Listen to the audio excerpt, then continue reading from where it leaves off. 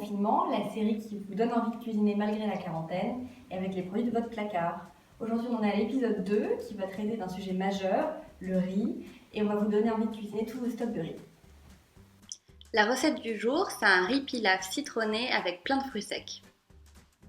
Pour cette recette, il vous faut 140 g de noix ou n'importe quel autre fruit sec, du sel, du poivre, 225 g de riz, plutôt du riz basmati long grain, une poignée d'abricots secs, un bouquet de persil, un citron et 375 ml d'eau.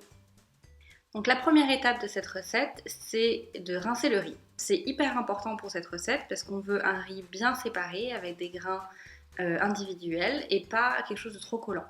Et en fait, sans rincer le riz, il y a trop d'amidon et il faut qu'on se sépare de l'amidon superflu.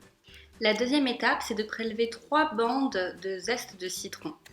Il faut ensuite torréfier les noix en les mettant dans une poêle sèche et très chaude. Ça ne prend que quelques minutes et on sait quand c'est prêt quand ça a une forte odeur et que les noix ont pris un peu de couleur. Dans une casserole, mettez le riz rincé, l'eau et les zestes de citron. Portez le tout à ébullition et ajoutez une pincée de sel. Pendant ce temps, concassez grossièrement les noix. Une fois que le mélange bout, baissez le feu et cuisez à couvert pendant une vingtaine de minutes. Pendant que le riz cuit, vous pouvez découper les abricots secs en 4. Effeuillez et hachez grossièrement le persil. Ne jetez pas les branches, vous pouvez les utiliser en les éminçant finement pour une salade ou en faire un pesto. Pressez le jus d'un demi-citron.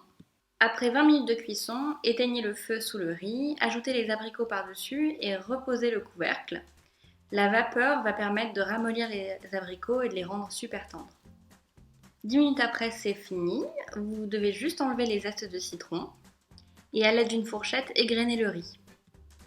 Ajoutez ensuite le jus de citron, du sel et du poivre, les noix concassées et le persil. Et voilà, c'est prêt, vous n'avez plus qu'à servir et à déguster en accompagnement chaud ou froid.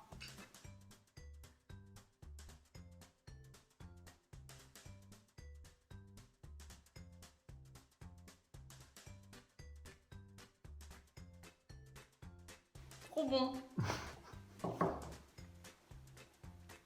On mange ?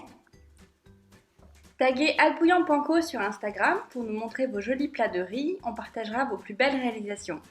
Dites-nous ce que vous en avez pensé en commentaire et proposez-nous des thèmes pour les futurs épisodes de Cuisine et Confinement.